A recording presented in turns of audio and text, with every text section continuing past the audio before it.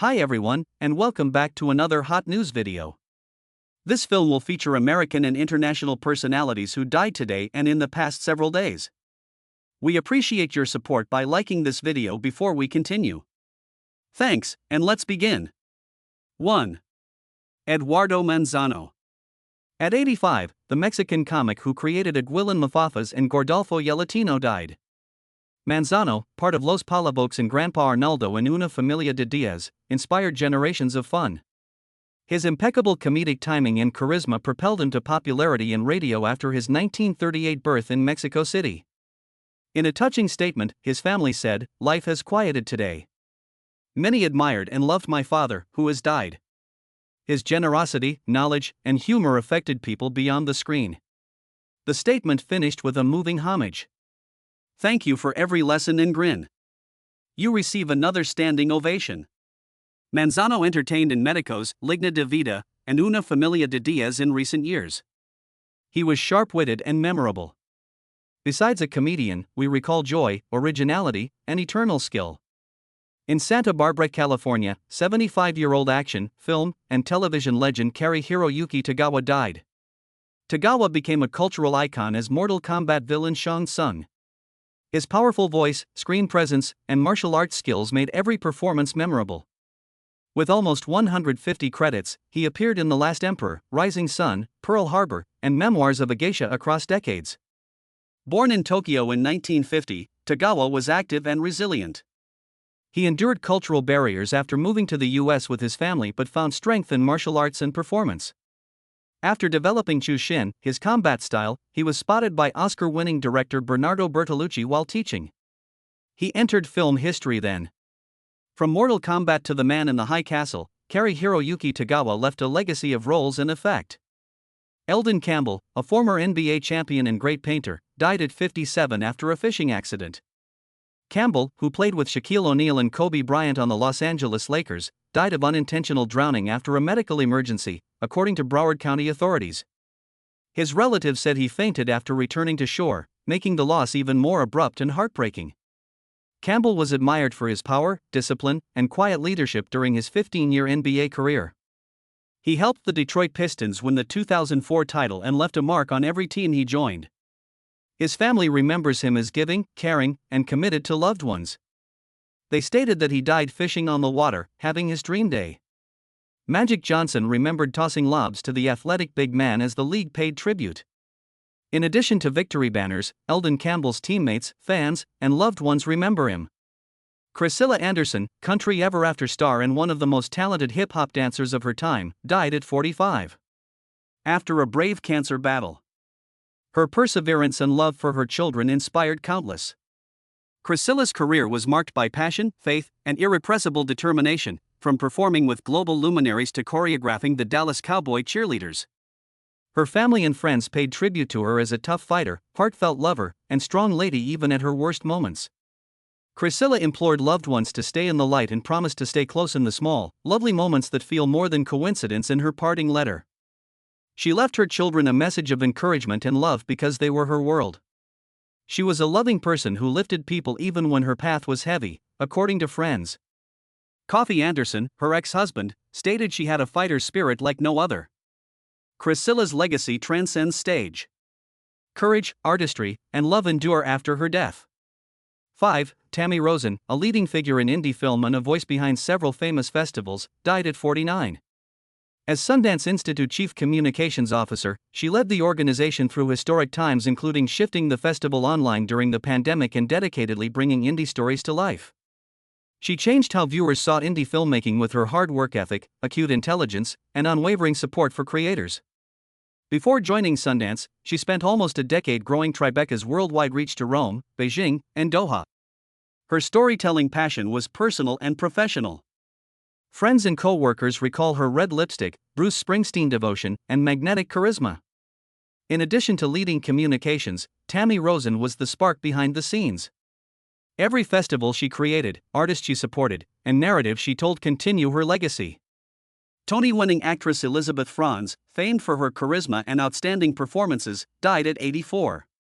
Her spouse said she died of cancer and treatment problems.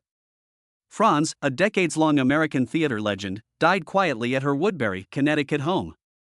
Franz, best renowned for her Tony-winning role as Linda Lohman in Death of a Salesman, gave every character depth, intensity, and emotion. Her cinema and television roles demonstrated her versatility and ageless brilliance beyond Broadway. Fans and colleagues loved her passion to the craft, generosity, and honesty in every performance. Not only was Elizabeth Franz a wonderful actress, she was an icon of theater who brightened every stage.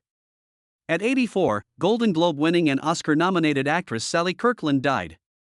Kirkland, known for her bravery and energy, died quietly on November 11 surrounded by loved ones. In her final days, her publicist said she was immensely affected by the outpouring of love from around the world, reflecting her impact on generations of audiences and artists. With his iconic roles and emotional depth, Kirkland became known for risk-taking performances. She enchanted viewers on television and stage with her starring portrayal in Anna, earning an Academy Award nomination. Beyond her awards, she was a dedicated arts and personal expression supporter who left a lasting legacy. Sally Kirkland was a force, pioneer, and original, not just a star. Pauline Collins, 85, the Oscar-nominated and Tony-winning Shirley Valentine actress, died. Her relatives said she died quietly at a London care facility from Parkinson's problems. Collins' warmth, wit, and genuineness made her a British theatrical and film favorite. Become famous for personal, human performances. Her family wrote, "Pauline was so many things to so many people, but she will always be remembered as the legendary, strong-willed, lively, and intelligent Shirley Valentine, a role she made her own." She became famous internationally and in film history for her part, embodying reinvention and quiet boldness that resonated globally. The beauty, complexity, and timeless storytelling of her performances will live on in hearts and screens everywhere. The Dallas Cowboys' emerging defensive end Marshawn Kneeland died at 24. The squad released a statement calling him a beloved teammate and member of our company. Kneeland's sudden death shocked the sports world and left a community mourning a young man whose career had only begun. He was known for his strength, heart, and promising NFL future. The Cowboys said, "Our thoughts and prayers are with Marshawn's girlfriend Catalina and his family." Marshawn is remembered for his talent, character, passion, and relationships as fans and teammates reminisce on his short career. He will be remembered by those who knew him. 10. Oscar-nominated actress Diane Ladd had a 60-year career in cinema, television, and theater. Died at 89. Her daughter, actress Laura Dern, was with her when she died quietly at her Ojai, California home on November 3. Ladd's stunning performances and emotive storytelling made her one of Hollywood's most revered artists.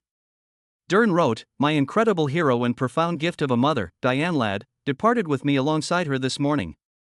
It seemed only fantasies could have created the best daughter, mother, grandma, actor, artist, and sensitive spirit."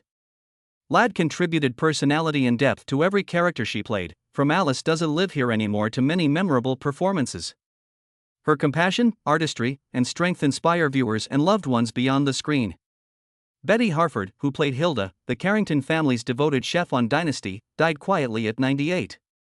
A close friend verified her death on November 2. Harford's warmth, wit, and constant presence made her a subtle but unforgettable aspect of the 80s drama's opulent universe in over 100 episodes.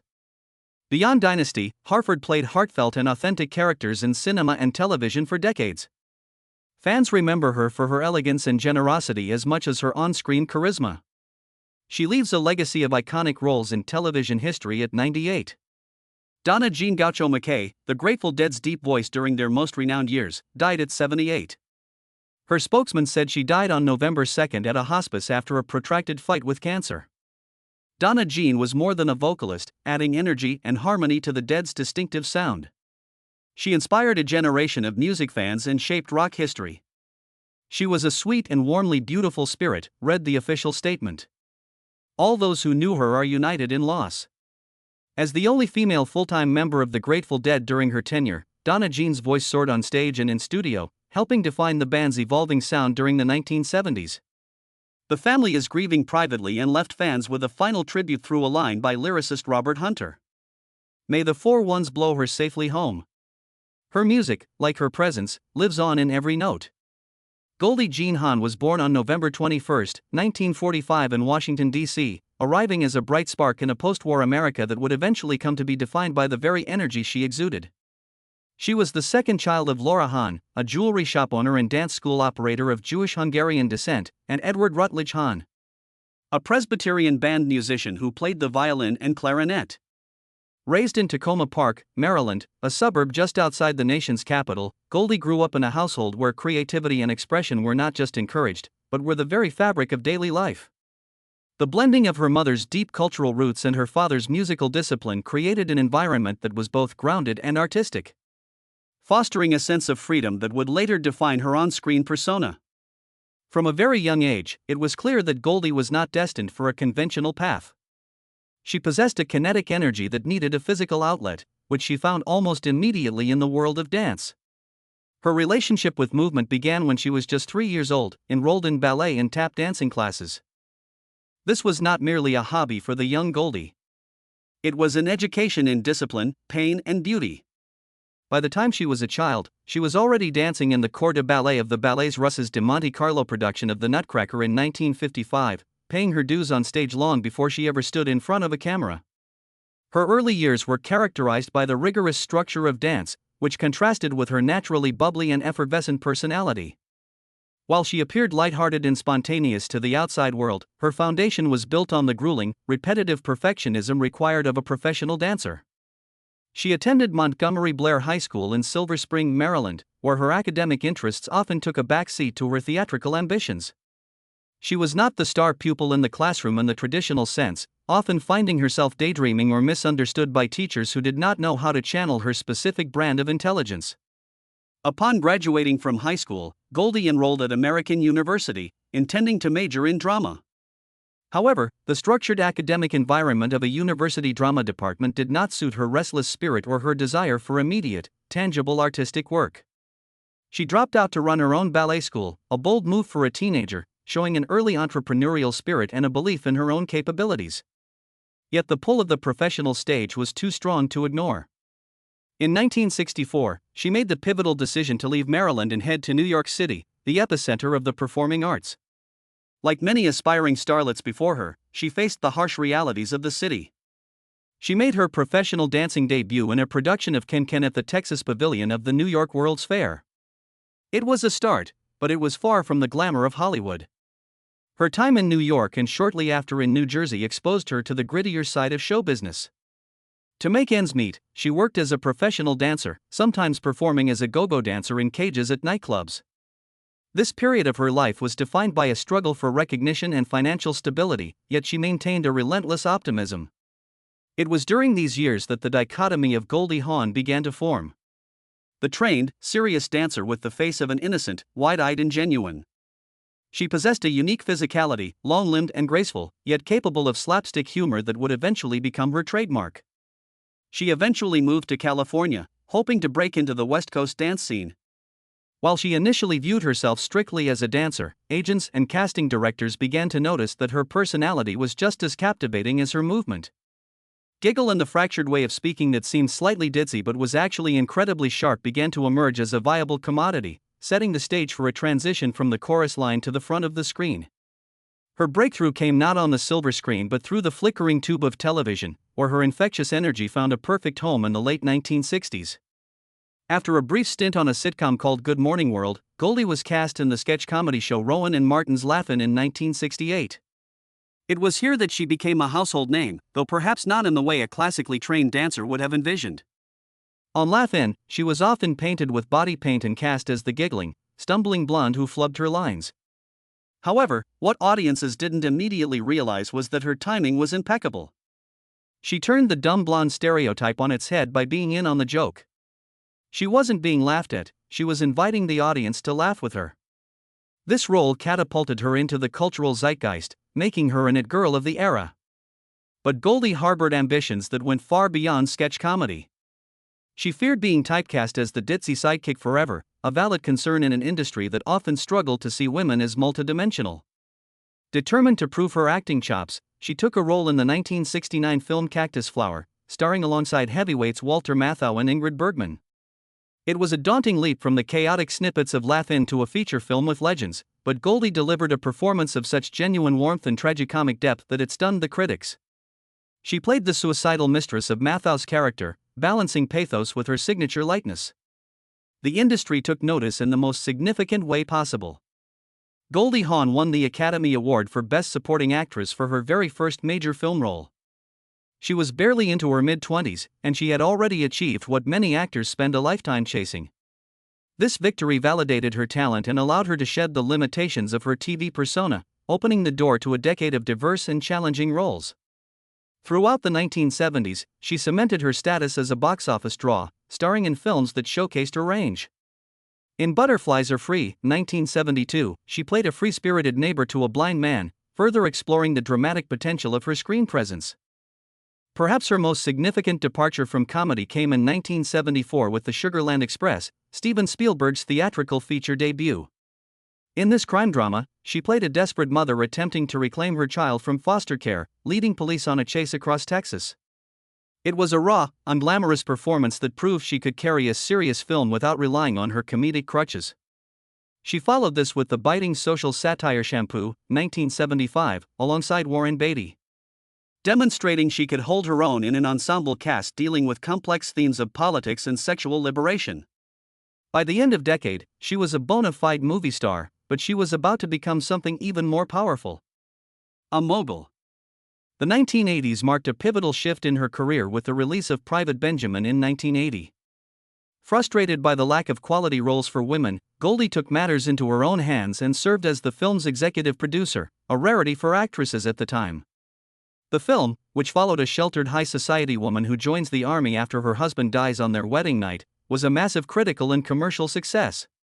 It earned her another Academy Award nomination, this time for Best Actress. More importantly, it revolutionized the industry's perception of female-led comedies, proving that a woman could produce and star in a blockbuster hit.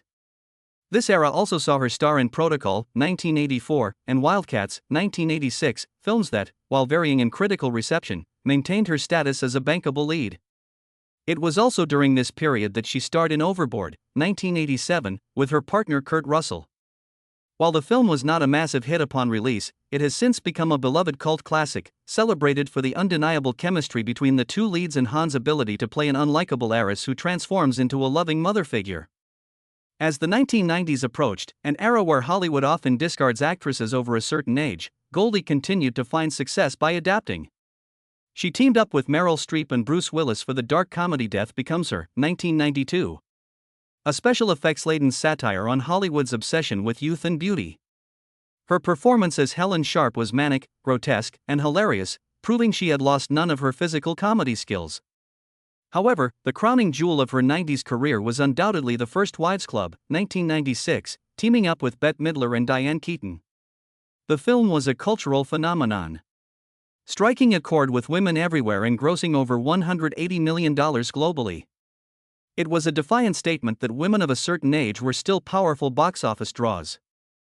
Following the Banger Sisters in 2002, Goldie took a significant hiatus from acting to focus on other endeavors, only returning to the screen years later for projects like Snatched, 2017, with Amy Schumer and the Christmas Chronicles films with Kurt Russell, showing that her sparkle had not dimmed with time, merely evolved. While Goldie Hawn is famously recognized for her sunny disposition and seemingly boundless vitality, her relationship with health, specifically mental health, has been a complex and deeply personal journey that she has courageously shared with the public. Unlike many celebrities whose health narratives are defined by physical ailments or chronic diseases, Hawn's most significant medical battles have been internal, fought within the corridors of her own mind. In her early 20s, just as her fame was skyrocketing with Laugh In, she suffered from a debilitating struggle with anxiety and panic attacks. The sudden onset of celebrity, combined with the pressure to perform and the loss of anonymity, triggered a severe psychological response. She has described this period as one where she lost her smile, experiencing terrifying episodes where her heart would palpitate and she felt unable to go out in public. It was a stark contrast to the giggling persona she presented to the world, revealing a fragility that required serious medical intervention. Refusing to let this condition consume her, Hawn sought professional help, spending nearly a decade in therapy. This was during an era when mental health issues were often stigmatized or swept under the rug, especially for successful women who were expected to be grateful for their fame. She worked with psychiatrists to understand the root causes of her anxiety, learning to separate her authentic self from the projections of the public. This early confrontation with mental illness sparked a lifelong fascination with neurology, psychology, and the physiology of the brain. She became a student of her own mind, using meditation and mindfulness not just as buzzwords, but as essential medical tools to maintain her equilibrium. This proactive approach to mental wellness prevented her anxiety from becoming a lifelong debilitating condition, and instead turned it into a source of strength and empathy. Her personal history with anxiety was the direct catalyst for her most significant contribution to public health. The Hahn Foundation and its signature program, Mind Up. Launched in 2003, this initiative was born out of her concern for the rising rates of depression, anxiety, and suicide among children. Hahn stepped away from acting partly to focus on this, working with neuroscientists and educators to create a curriculum that teaches children how their brains work. The program focuses on brain breaks, mindfulness, and social-emotional learning to help children manage stress and regulate their emotions. In this sense, Goldie Hawn transformed her own history with disease, in the form of mental anguish, into a preventative cure for the next generation. She approached this with the rigor of a health professional, funding research and advocating for mental health education in schools globally, effectively becoming a wellness advocate. Physically, Hawn has been fortunate to avoid many of the severe chronic illnesses that plague many as they age, a fact she attributes to a disciplined, almost medicinal approach to lifestyle. She views food and movement as preventative medicine. She has famously stated that she does not eat a lot, preferring to graze on healthy, whole foods, and she avoids heavy meals that weigh down the system. She creates her own green juice daily, viewing it as a vital infusion of nutrients to ward off sickness. Furthermore, she treats physical inactivity as a risk factor to be avoided at all costs. Her exercise regimen includes trampoline workouts, walking, and biking, which she maintains not for vanity, but for cardiovascular health and lymphatic drainage. She has spoken about the importance of keeping the juices flowing to prevent the stagnation that leads to disease. In recent years, she has also been open about the natural process of aging, rejecting the Hollywood notion that aging is a disease to be cured. Instead, she reframes it as a transition to be managed with grace and cognition. While she has not publicly suffered from major life-threatening physical diseases like cancer or heart failure, she is hyper-aware of the fragility of life. Her health narrative is one of rigorous maintenance and the prioritization of joy as a biochemical necessity. By integrating her mental health practices with physical discipline, she has cultivated a level of resilience that has kept her active well into her late 70s, serving as a living testament to the idea that health is a holistic integration of mind and body. Behind the infectious giggle and the perennial smile, Goldie Hawn's life has been touched by the profound shadow of loss. A narrative thread that began even before she took her first breath. One of the most defining tragedies of her family history was the death of her brother, Edward Jr., who passed away in infancy from sudden infant death syndrome, SIDS, before Goldie was born. Though she never met him, his absence was a palpable presence in her childhood home. She grew up in the wake of her mother's devastating grief, a reality that subtly shaped Goldie's own identity. In many ways, she was the miracle child who arrived to heal a broken family, a role that likely contributed to her intense desire to perform, to please, and to bring light into a room that had known deep darkness. She has spoken about feeling a spiritual connection to this lost brother, sensing that her life was, in some part, lived for both of them, fueling her voracious appetite for experience. As an adult, the loss of her father, Edward Rutledge Hawn, in 1982, was a seismic blow to her foundation. He was the man who had introduced her to the beauty of music and art, the gentle counterpoint to her mother's intensity. His passing marked the end of her protection from the inevitabilities of mortality. However, the death of her mother, Laura, in 1994, was perhaps even more complex. Laura Hawn was a fierce driving force in Goldie's life, a woman whose own dreams had been deferred and who lived vicariously through her daughter's success. Losing her meant losing her harshest critic and her staunchest supporter simultaneously. The grief was compounded by the fact that her mother's decline was a slow, painful process, forcing Goldie to confront the ravages of age and illness up close. These losses stripped away the safety net of being a child, pushing her fully into the role of the matriarch, the anchor for her own expanding brood. Beyond the death of her parents, Goldie faced a terrifying near loss that traumatized her deeply as a young mother. When her first son, Oliver Hudson, was born in 1976, he suffered from meconium aspiration and was in critical condition. For days, his life hung in the balance in the neonatal intensive care unit.